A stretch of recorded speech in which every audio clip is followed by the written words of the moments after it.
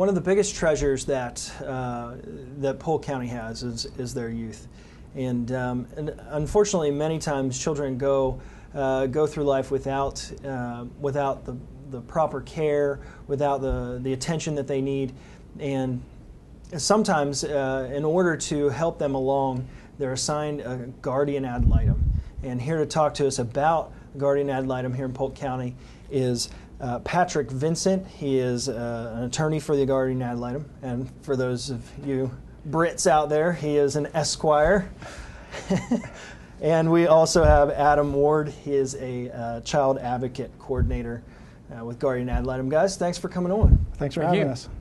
Now, just kind of give us a little brief overview of what the guardian ad litem is and how it works. Right now in Polk County, there's around approximately 1,700 children in care. What that means is they've been abused or neglected in their home, they've been taken out of their home, and they're either in foster care, they're living with a relative, and they're adjudicated through the courts. What can happen then is those children can be assigned what we have in our office, which are guardian ad litems.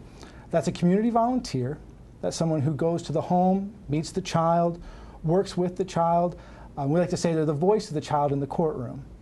They interact with the child. They figure out what the child wants, what's important to the kid, and they come back and they tell the court. They work with the professionals in our office. We have Adam here, who's a child advocate coordinator who oversees volunteers. I'm one of the attorneys in the office, and I have a certain number of child advocate coordinators assigned to me. And we go into court. We tell the court what the kid wants or what the kid needs. We tell the court maybe some things that they don't know about what the parents are doing, because sometimes the kids say things to us that they won't say to anybody else, right? Because they've developed that relationship. I think right now we have around 500 some odd volunteers in the office. Wow.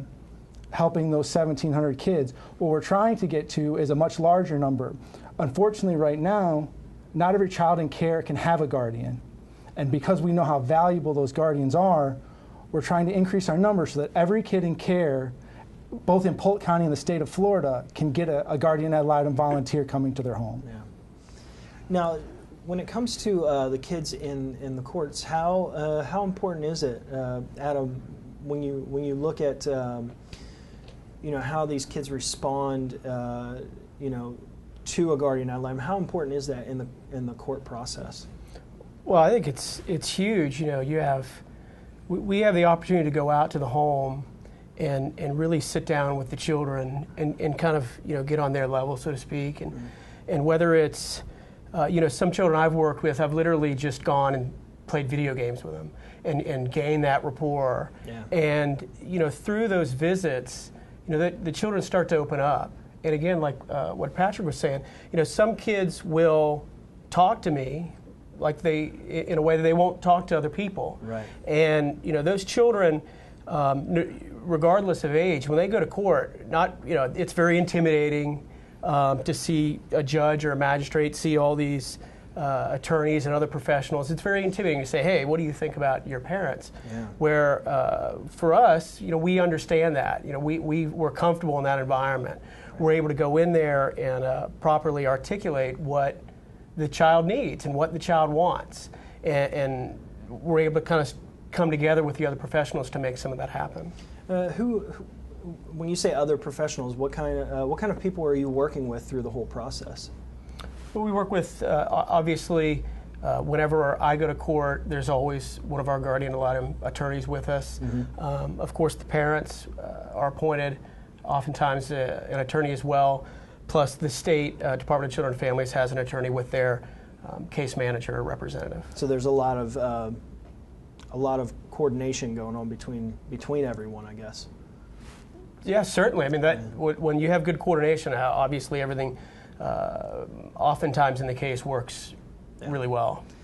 Now, when we talk about building rapport and then of course being there for the children in the court setting, it goes far beyond that too. I know I've known some guardian ad litems that have helped kids through college, get into colleges and things like that. Let's talk about some of the things that guardian ad litems can do beyond just helping through a court process.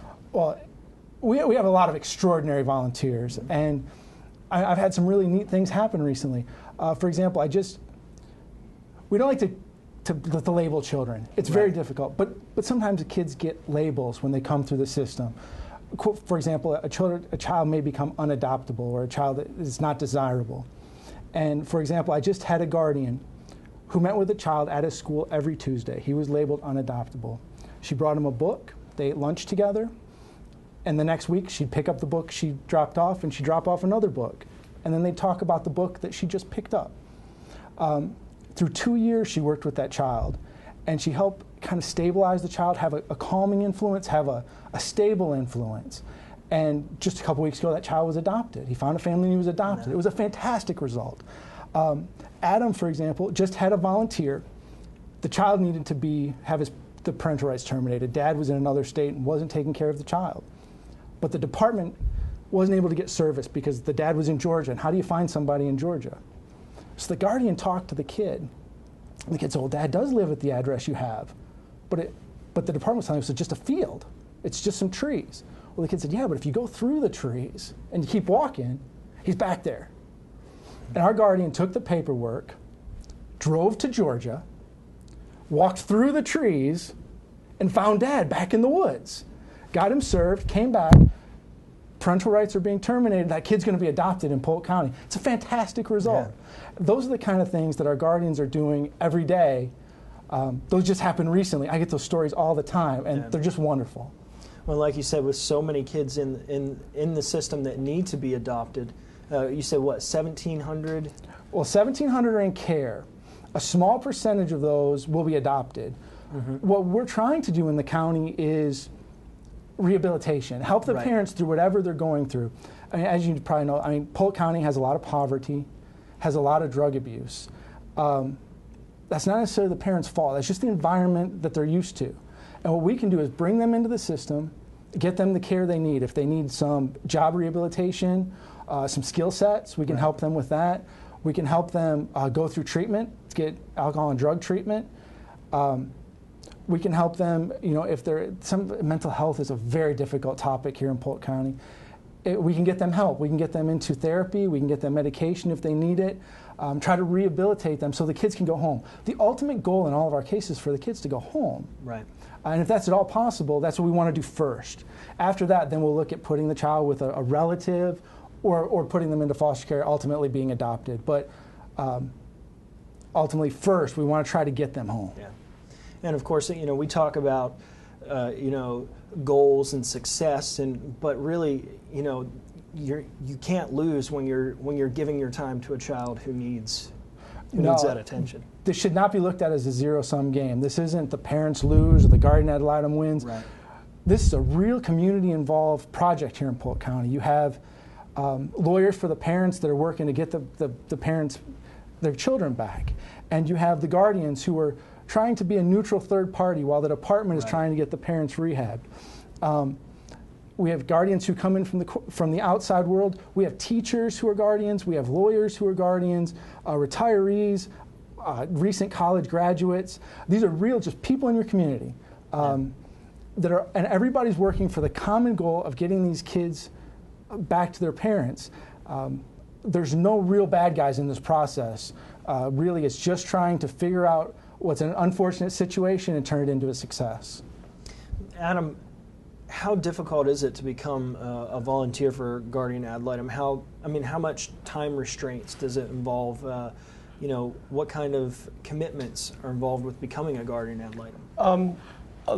To become a volunteer, obviously you contact our office, and that'll get the initial paperwork going.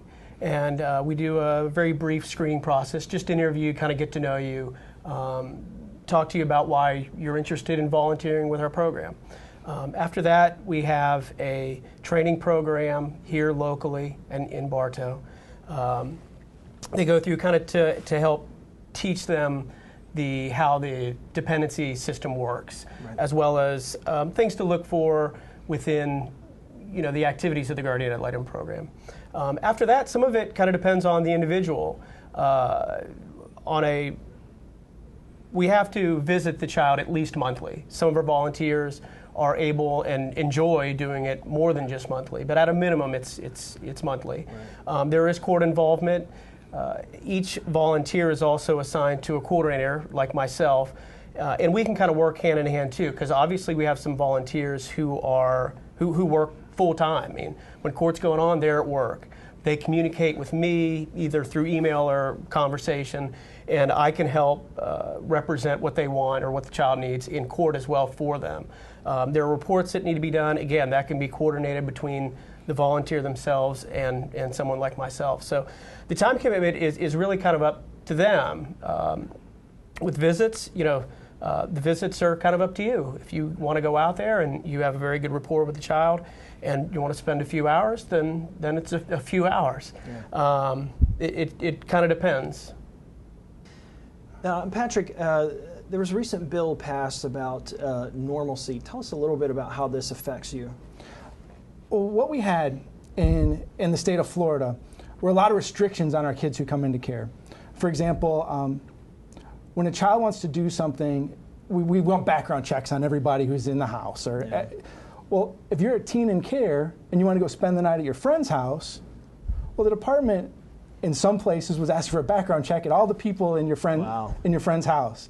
Think about a nightmare that is for, say, prom. Yeah, for the teens. I mean, for the teens, they want their life to be as normal as possible. Right. So with the legislation just passed recently, backed by the Guardian ad litem, it was backed by DCF. This was a big deal set of legislation.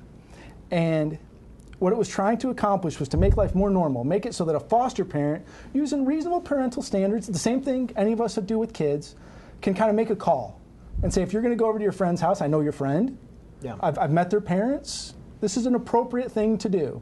Right. No problems. Hands off. No, you don't have to call your caseworker. You're not going to have to set up a bunch of restrictions on the family where you're going. Trying to return the child back to a normal, just kind of everyday, make their life as normal as possible, because they didn't do anything wrong.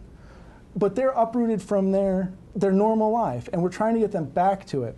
Another thing that the Guardian program just did is we passed some transportation guidelines, allowing the guardians, up until recently, we had to go to you, meet you, and then leave. Yeah. Well, now we can go to wherever you are and maybe pick you up and go to McDonald's and have an ice cream cone together. Or one of my guardians just took their kid fishing. And while fishing, he tells her all kinds of stuff that's very important to what we were doing. Absolutely. It created a completely new environment for these kids. Now the guardian can take you and transport you somewhere fun. We had just recently, well, I shouldn't say recently, it's now June, but at Thanksgiving, we had a brother-sister come into care. They'd never been apart. They came into care 2 days before Thanksgiving, were separated by several hundred miles. The guardian got in their car, picked up each of them, brought them to her house, and had Thanksgiving dinner, so that they didn't have Thanksgiving dinner apart.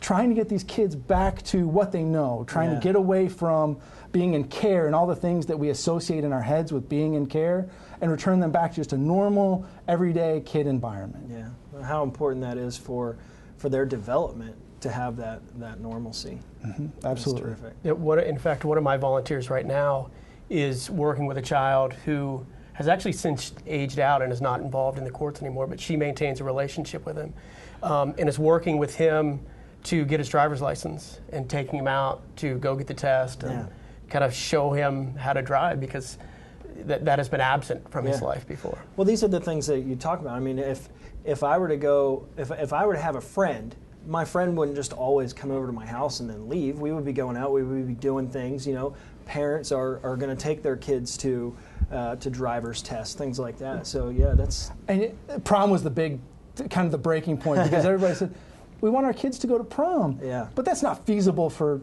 us to background check everybody at prom. That's not fair to their kids. The kids should not be deprived of these monumental life moments because their parents are kind of getting their things together. Absolutely. We got to get them out, get them as normal a life as we can, try to return them to whatever state they were before they came into care.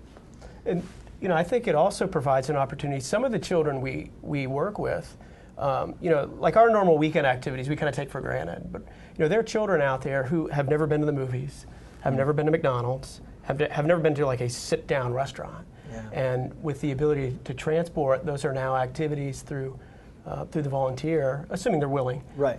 To take part in. That's so cool. That's so cool. Well, guys, what you're doing is terrific, and going out and getting volunteers so important that we take part in the development and supporting the children of our backyards, our neighbors. I'm speechless.